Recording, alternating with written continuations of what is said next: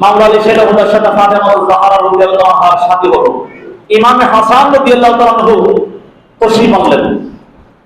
তশরিফ আনার পর আমার নবী আসলেন সংবাদ পেয়ে, বললেন কই আমি শুনলাম আমার আওলাদ এসেছে, আমার আওলাদ কোথায়?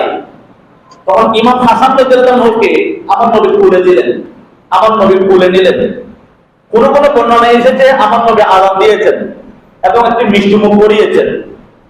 এরপরে বললেন আলীকে, হে আলী তুমি ওনার নাম কি রেখেছ? বললেন আমি ওনার নাম রেখেছি হারব। আমার নবী বললেন না, এই নাম হবে না, আমি ওনার নাম দেব হাসান। বললেন কেন?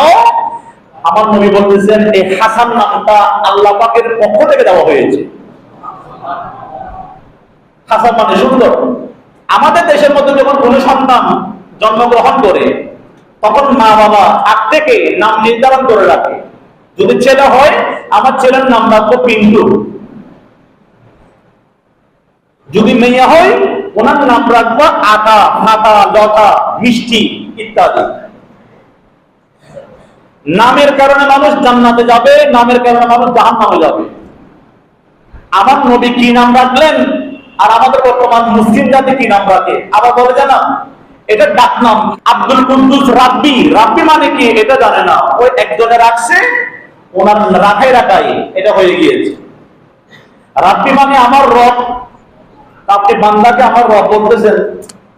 এই ধরনের ইন্টু মিন্টু পিন্টু আর বল্টু যদি নাম রাখা হয় তাহলে নামের কারণে সেই ছেলেটাও বল্টু হয়ে যাবে।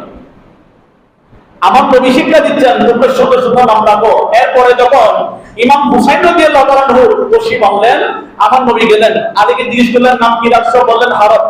উনি বললেন না, ওনার নাম হুসাইন। আরেকজন সন্তান আসলেন, নাম কি রাখছো? বললেন হারব। উনি বললেন না, ওনার নাম মুহসিন। আমার নবীর কন্যা মা ফাতেমা জাহরা রাদিয়াল্লাহু তাআলা আনহা যতদিন হায়াতে জিন্দেগিতে ছিলেন তখন ততদিন পর্যন্ত মাওলা আলী শের হুদা আর কোনো বিয়ে করেন নাই, শুধু ওই সংসার ছিল।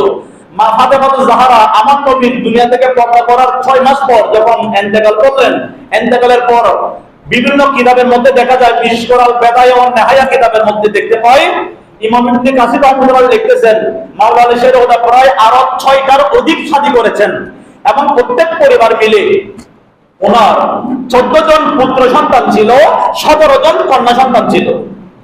তাদের অধিকাংশ সন্তান, অধিকাংশ আওলাদ ইমাম হুসাইন রাদিয়াল্লাহু আনহুর সাথে কারবালার ময়দানে গিয়ে শাহাদাত বরণ করেছেন। ওখানে যে আমরা নাম শুনি, আব্বাস শহীদ হয়েছেন, জাফর শহীদ হয়েছেন, আব্দুল্লাহ শহীদ হয়েছেন, এগুলো সবগুলো মাওলা আলী শের হুদা সন্তান ইমাম হুসাইন রাদিয়াল্লাহু আনহুর ভাই।